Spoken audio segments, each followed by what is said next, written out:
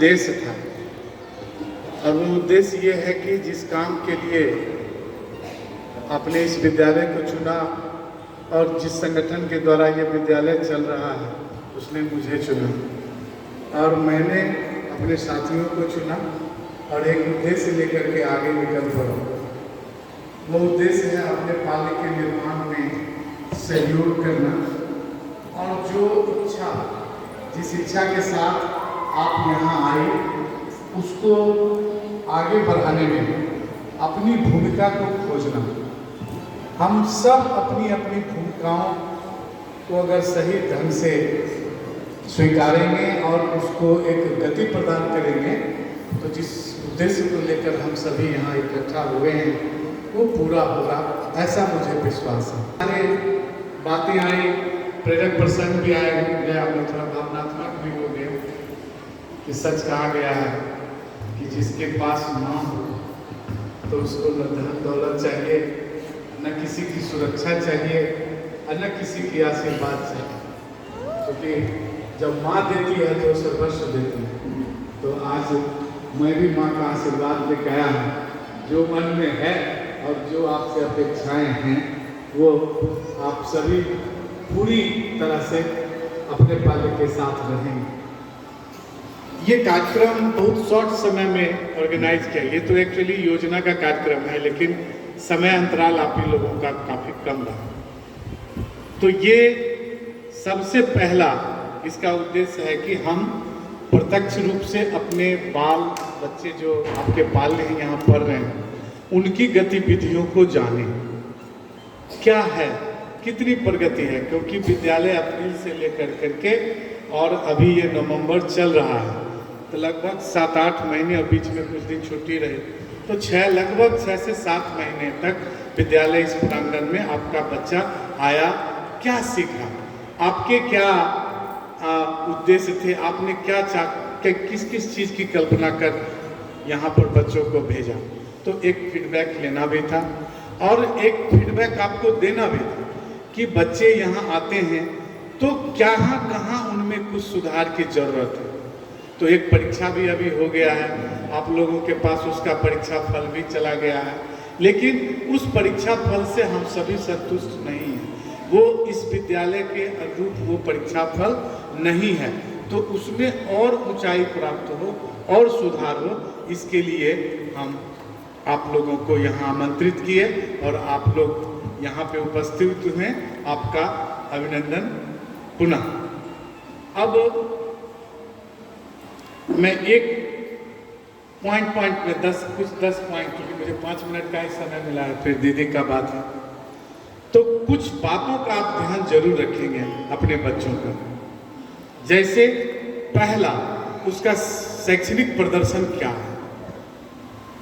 आप पढ़ रहे हैं PA1 में, SA1 में, टर्मिनल एग्जामिनेशन में या होमवर्क रिमार्क में, एक बार माताओं को जरूर देखना है, देख लेना है रिजल्ट में क्या है।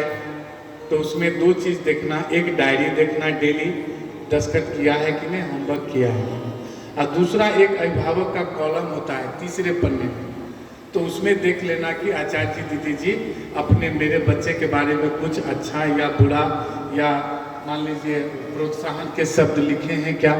तो प्रोत्साहन के शब्द अगर लिखे हैं तो बच्चे को प्रोत्साहित करना। बच्चे को ये ना, बच्चे क्या मान लीजिए कुछ लिखेंगे कि ये होमवर्क नहीं किया, अनुशासन नहीं है, क्लास में बहुत चंचल है, तो आप माँ हैं, आप आशीर्वाद देने के लिए, तो बच्चे के पॉजिटिव पक्ष को बताना, बेटा आज गलती हो गया, कल, ये आग्रह हम भी यही कहते हैं। आप हमको चुने हैं तो हम गलती बताने के लिए आपको नहीं बुलाएं, हम आपके बच्चे की गलतियों को कैसे कम किया जाएगा इसके लिए प्रयास करना संयुक्त रूप से। तो उसका शैक्षणिक प्रदर्शन देखना, क्लास की डायरी देखना और उसके गतिविधि को भी देखना, क्योंकि वो घर ही जीवन नहीं है, वो बहुत कुछ विद्यालय में सीखता है और वो नयापन आपसे ज़्यादा किसी को महसूस नहीं हो सकता, वो आपको ही महसूस होता है। अगर कुछ नयापन है और कुछ जो आप चाह रहे हैं उससे अलग है, तो आप कक्षा 4 से मिलें, प्रधानाचार्य से मिलें, ताकि अगर कुछ इधर उधर की बातें उसमें आई है तो हम मिलजुल के प्रयास करेंगे। दूसरा, बच्चे समय के साथ बढ़ते हैं, उनमें भावनात्मक परिवर्तन आता है, उनके व्यवहार अलग अलग हो जाते हैं, उनकी इच्छाएं अलग अलग होने लगती है। कल तक जो खाना के पीछे मैगी मम्मी मम्मी करता था, वो कल आने वाले दिनों में 4 साल के बाद वो एकांत खोजने लगता है। कुछ दिनों के बाद और बड़ा है तो मोबाइल खोजने लगता है, और मोबाइल के साथ वो एकांत बेड खोजने लगता है। तो इस तरह के परिवर्तन अगर आपके बच्चे में आ रहे हैं तो ये शेयर करना, सही दिशा में है तो ठीक है, उसको आगे बढ़ाना। अगर कहीं लगता है कि ये दिशा थोड़ा सा गलत है, एडिक्वेट जो उसको पढ़ाई में, होमवर्क में और कामों में लगाना चाहिए नहीं कर रहा है, तो आपको सतर्क होकर करके, सब चीज़ आपको पता नहीं होगी, किसी को पता नहीं होता, अपना विचार दूसरे को देना, दूसरे से जानकारी लेना, ये जरूरी है, ये जरूरी है। और अगर हम इसको करते हैं तो हम बाल्य के साथ सही दिशा में काम कर रहे हैं। अब विद्यालय में अतिरिक्त गतिविधियां होती हैं जो कि पाठ्यक्रम के साथ होती हैं। जैसे आपके बाल्य कभी खेल में जाते होंगे, आपके पाल कभी विज्ञान मेला में जाते हों, आपके पाल यहाँ शिशु सभा में आते होंगे, और आपके पाल बिहार सरकार या CBSE के परीक्षाओं में देने के लिए बाहर जाते होंगे, जिसकी जानकारी बार बार कक्षाचार्य के द्वारा, विद्यालय प्रबंधन के द्वारा आपको दी जाती है।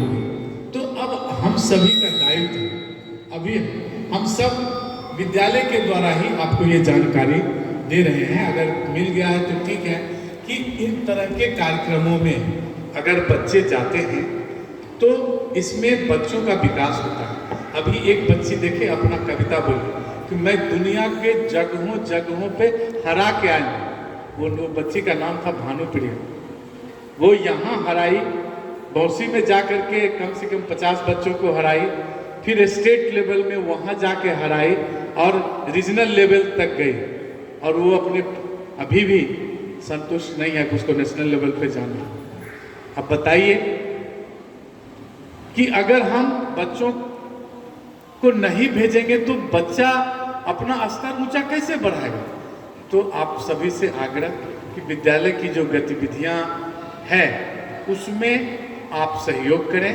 बच्चे जाएंगे, कुछ शुल्क वगैरह भी अगर विद्यालय से मांगा जा रहा है व्यवस्था के नाम पे, तो उसका सहयोग करें, क्योंकि अभी भी विद्यालय कोरोना से पीड़ित है। ये हमसे ज़्यादा आप लोग जानते हैं। क्यों? क्योंकि आप ही के आय पे हम चलते हैं। आप सबल रहेंगे तो टाइम पे पैसा देंगे, हमारा भी वेतन जाएगा। आप ही सबल नहीं है तो हम कैसे सबल होंगे। तो ऐसी अवस्थाओं में कभी कभी शुल्क मांगा जाता है और कभी कभी नहीं भी मांगा जाता है। विद्यालय उस शुल्क व्यवस्था के अंदर भी रहता है। तो गतिविधियों की जानकारी, अगर आपको लगता है कि कहीं मेरे बच्चे का, मेरे बाल्य का जो है वो स्वास्थ्य ठीक नहीं है, वो जाएगा तो दिक्कत होगा, तो इसकी जानकारी तुरंत विद्यालय को देना, ताकि विद्यालय के जो सहयोगी शिक्षक हैं या उनके साथ जाने वाली जो दीदी जी हैं वो उसका सही रूप से देखभाल कर सकें। इसलिए ये चीज़ आपको जानकारी देना है। तीसरी बातें रखना है कि माताएं 24/7 घर के कामों में रहती हैं। वो पालन पोषण व्यवस्था कौशल, आजकल तो मैं कहूँ कि महिलाएं बाहर भी निकल करके और पुरुष से ज़्यादा काम कर रही हैं। क्योंकि मेरी भी पत्नी काम करती है, बच्चे काम करते हैं। इस विद्यालय के जितने भी बच्चियां हैं वो बड़े बड़े पदों पे हैं, तो वो सब समाज में महत्वपूर्ण भूमिका निभा रही है। तो ये कैसे उनको पता चला कि मेरा रोल ये है, तो इसके लिए वो सामाजिक कौशल का विकास करती हैं, अपना रोल करती हैं। अब जैसे मैं भी यहाँ आया हूँ, 1 वर्ष हो गया, तो मैं देखता हूँ कि यहाँ की आपसे ही कुछ बहनें मेरी आती हैं और मातृ भारती में बहुत अच्छा रोल निभाती हैं, परिवेशन का काम कर देती हैं, कुछ सुझाव दे देती हैं, बच्चे के अनुशासन में करते हैं। तो इन्होंने घर से निकलकर और विद्यालय में अपनी भूमिका को निभाया, और इससे एक फायदा होता है जो विद्यालय को चाहिए। वो फायदा होती है जब आप 5-6 बहनें आके मिलती हैं और अपने बच्चे का शैक्षिक प्रदर्शन और अन्य गतिविधियों में प्रदर्शन क्या है जब जानती हैं, तो जिनका बच्चा ज़्यादा अच्छा कर रहा है वो कैसे करा रही हैं वो आपको बोलती हैं। अगर आपको अच्छा लगता है तो अपने घरों में अपने आर्थिक और सामाजिक परिस्थितियों के अनुसार आप लागू करते हैं। ये कब होगा? जब आप सामाजिक कौशल का विकास करेंगे। जब सामाजिक मंचों पे माताएं आएंगी तो ये विकास होगा।